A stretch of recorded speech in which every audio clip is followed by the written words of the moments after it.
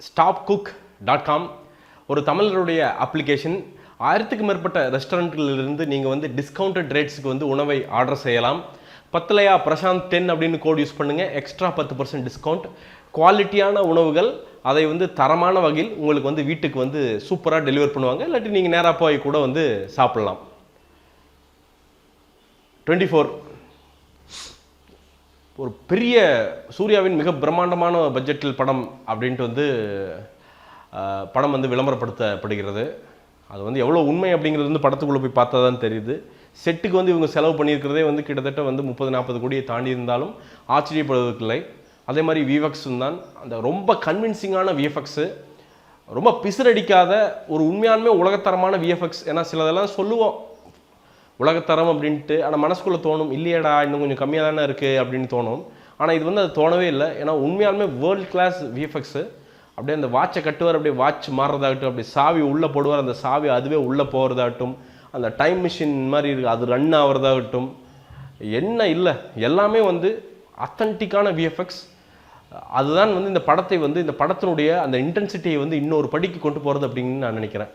அதுதான் இந்த படத்தினுடைய மிகப்பெரிய பாசிட்டிவ் அப்படின்னு நான் சொல்லுவேன். படம் அப்படின்னாலே இந்த படமே சூர்யா அப்படிங்கிற ஒரு மனிதர் தான். சூர்யாவில் ஆத்ரேயாவை நீங்கள் பார்த்தீங்க அப்படின்னா, ஆத்ரேயாவுடைய சேரில் உட்காந்துருப்பார். ஆத்ரேயா கோவம் வரும்போது இல்லாட்டி ஏதோ ஒன்று சொல்ல வரும்போது அப்படி ரொம்ப டிசேபிள்டு மாதிரி அப்படி உட்காந்துருக்கார். அப்படி டக்குன்னு இப்படி எந்திரிப்பார், அந்த சேர் வந்து அப்படி மேலே வரும். வர உங்களுக்கு வந்து பயத்தோட இன்டென்சிட்டி வந்து ஜாஸ்தி ஆயிரும். ஐயோ இந்த மனுஷன் என்ன பண்ண போகிறானோ. அதாவது வில்லன்னா சும்மா இந்த டிப்ளமேட்டிக் வில்லன் அதெல்லாம் கிடையாது, கொடூரமான வில்லன். போட்டானா போட்டு போயிட்டே இருப்பா அப்படி, அவ்வளோதான். ஸோ இவன் யாரை கொல்ல போகிறான் என்ன பண்ண போகிறான் அப்படிங்கிறது வந்து மனசுக்குள்ள வந்து பதைக்க வச்சுட்டே இருப்பார் அந்த ஆத்ரேயா அப்படிங்கிற ரோல். அதை கேரி பண்ணி நடித்திருக்கிற சூர்யா, வாய்ஸ் ஆகட்டும், மாடுலேஷன் ஆகட்டும், பாடி லாங்குவேஜ் ஆகட்டும், பிச்சிருக்கார். அது வந்து பார்க்குறதுக்கு வந்து அவ்வளோ சூப்பராக ஒரு கண்கொள்ளா காட்சி அப்படின்னு சொல்லுவாங்கள்ல, அந்த மாதிரி இருந்தது அப்படின்னு சொல்லிடலாம். அதற்கு வந்து வாழ்த்துக்கள் சூர்யா அவர்களே. அதே மாதிரி யங்கர் சூர்யா மணி அப்படின்ட்டு, அதுவும் பார்த்தீங்கன்னா எப்படின்னா ரொம்ப சாமிங்காக, ரொம்ப கஜினிக்கு அப்புறம் எனக்கு தெரிஞ்சு ரொம்ப சாமிங்காக, ரொம்ப அப்படி பார்க்குறக்கே அழகான ஒரு சூர்யாவை வந்து பார்க்க முடிந்தது. அதுக்கு நிச்சயமாக வந்து கேமராமேன் அவர்களுக்கு வந்து, சினிமாட்டோகிராஃபர் அவர்களுக்கு வந்து மிகப்பெரிய ஒரு வாழ்த்துக்கள். இந்த படத்தில் மிகப்பெரிய பாசிட்டிவ் அப்படிங்கிறது வந்து இந்த படத்துடைய கான்செப்ட். அதாவது இந்த டைம் ட்ராவல் அந்த பார்ட்டை மட்டும் எடுத்துட்டிங்க அப்படின்னா, இது வந்து இன்டர்நெட்னாலே அப்படின்னு ஒரு டைம் ட்ராவல் படம் வந்துச்சுல, அதோடைய 100 மடங்கு அப்படின்னு சொல்லிடலாம். அதை வந்து ஃப்ரேமாக பிரித்து அந்த ஒவ்வொரு ஃப்ரேமுக்கும் ஒவ்வொரு மில்லி செகண்டுக்கும் வந்து ஒரு ஸ்க்ரீன் பிளே வச்சிங்கன்னா எப்படி இருக்கும், அதுதான் வந்து இந்த 24 அப்படின்னு சொல்லிடலாம். அவ்வளோ தூரம் தெளிவான ஒரு ஸ்க்ரீன் பிளே. ஃபஸ்ட்லேருந்து நீங்கள் கண் கொட்டாமல் உங்களால் வந்து அந்த ஜேர்னியை கூட வந்து ட்ராவல் ஆக முடியும் அப்படின்னா, வெளில வரும்போது ஓ இப்படி கூட ஒரு படம் பண்ணலாமா அப்படின்னு தோணும்.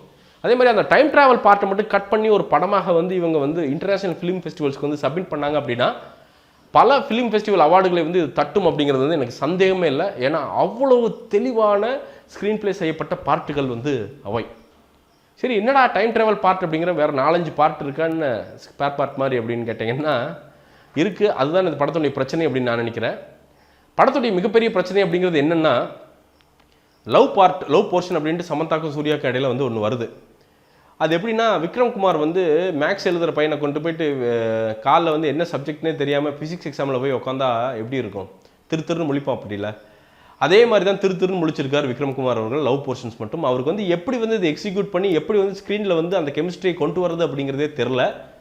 அது போயிட்டு இருக்கிறப்ப பின்னாடிருந்து ஒருத்தர் வந்து சத்தம் போட்டார், ஏய் உனக்கு தெரிலன்னா அசிஸ்டன்ட் டைரக்டர் வச்சாவது எடுத்துருக்கலாம்லடா அப்படின்ட்டு. இன்னொருத்தர் சொன்னார், இவன் வந்து வாழ்க்கையில் லவ் பண்ணியிருக்கானா அப்படிங்கிற லெவலுக்கு வந்து ஒருத்தர் வந்து பின்னாடிருந்து கேட்டார்.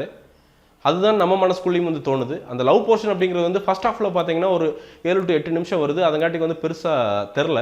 ஆனால் அந்த செகண்ட் ஹாஃபில் வந்து வர்றப்போ வந்து பார்த்தீங்கன்னா கொஞ்சம் வெயிட்டாக இறங்குறங்காட்டிக்கு வந்து அது எந்த அளவுக்கு வெயிட்டாக இறங்குதோ அந்தளவுக்கு வந்து படத்தை இழுத்து ஸ்லோ பண்ணிடுது. அதுதான் இந்த படத்துடைய முதல் நெகட்டிவ் அப்படின்னு வந்து சொல்லிடலாம். படத்தினுடைய மிகப்பெரிய பாசிட்டிவ் கண்டிப்பாக நித்யா மேனனுடைய நடிப்பு.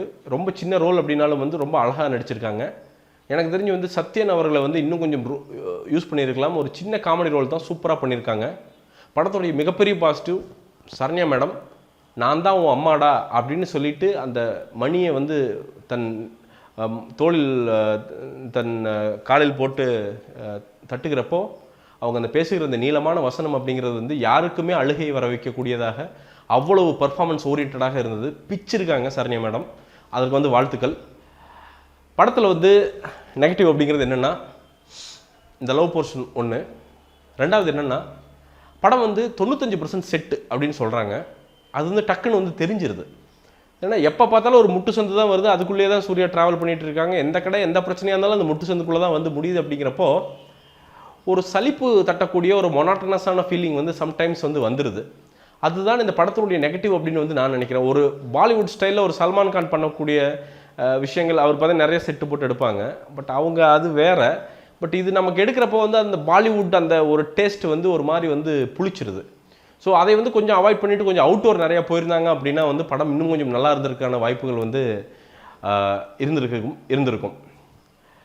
படத்துடைய மிகப்பெரிய பாசிட்டிவ் அப்படிங்கிறது வந்து கண்டிப்பாக அந்த யூனிக்கான ஒரு கான்செப்ட் தான்.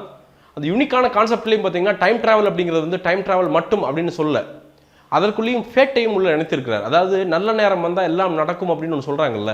ஸோ ஒரு பக்கம் கதை போயிட்டே இருக்கும். அந்த கதைக்கான காரணிகள் அப்படிங்கிறது பார்த்தீங்கன்னா இயற்கையிலிருந்தே ஒன்று வரும். ஒரு சின்ன ஒரு கழுவுடைய இறகு விழும், ஒரு சின்ன ஷாக் அடிக்கும்.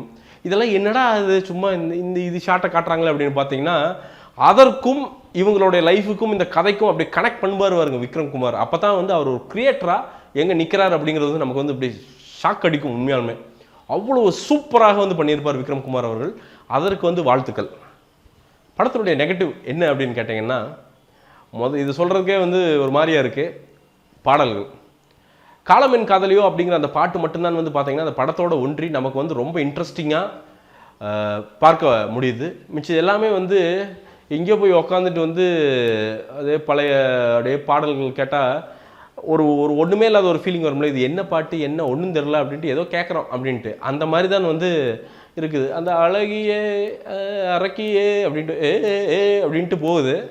அது ஏன்ட்டு தான் போதே தவிர நமக்கு என்னடா சொல்கிறீங்க, என்னமோ பண்ணுறீங்க, ஏதோ நீட்டாக பெருசாக காமிக்கிறீங்க அப்படின்ட்டு தான் உட்கார தோணுதே தவிர அதை வந்து நமக்கு ரிலேட் பண்ணவே தெரில. அதுக்கு லோக்கலாக வேர்ட்ஸ் யூஸ் பண்ணி சும்மா ஒரு குத்துப்பாட்டு போட்டிருந்தா கூட வந்து எனக்கு தெரிஞ்சு அந்த கதையோட்டத்தை வந்து அது பாதிச்சிருக்கிறது. இந்த 4 பாடல்கள் கிட்டத்தட்ட ஒரு 4 பாடல்கள் வந்து இந்த படத்துடைய கதையோட்டத்தை வந்து பாதிச்சிருது. ஒரு ஸ்பீடாக போகும்போது இது இறங்கிட்டு வெளில வரும்போது வந்து திருப்பி போது அப்படி ஸ்லோவாகி ஸ்பீடாகுது. அதுதான் இந்த படத்தினுடைய ஒரு மிகப்பெரிய மைனஸாக வந்து நான் பார்க்கிறேன். எனக்கு தெரிந்து வந்து அந்த டைம் ட்ராவல் போர்ஷனை மட்டும் பார்த்தால் கண்கொட்டாமல் சூப்பராக பார்க்கக்கூடிய ஒரு படம் இது. ஆனால் என்னென்னா அந்த போர்ஷன் கூட வந்து எப்படின்னா ஏஐ சென்டர் ஆடியன்ஸு ரொம்ப சினிமாவை பிடித்தவர்கள் வந்து ரொம்ப ஆர்வமாக அப்படி உட்காந்து பார்ப்பாங்க. இதுக்கப்புறம் அப்படி நடக்குமா அப்படின்ட்டு வந்து பார்ப்பாங்க.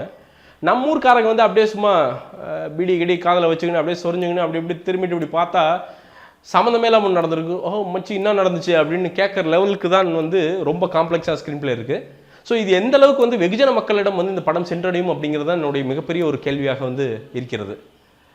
ஆக மொத்தத்தில் இந்த படத்துக்கு என்னடா நீ மார்க்ஸ் கொடுப்பேன் அப்படின்னு கேட்டிங்கன்னா, அந்த டைம் ட்ராவல் போர்ஷன் மட்டும் எடுத்துட்டிங்கன்னா அசால்ட்டாக வந்து 5க்கு 4.5 தருவேன்.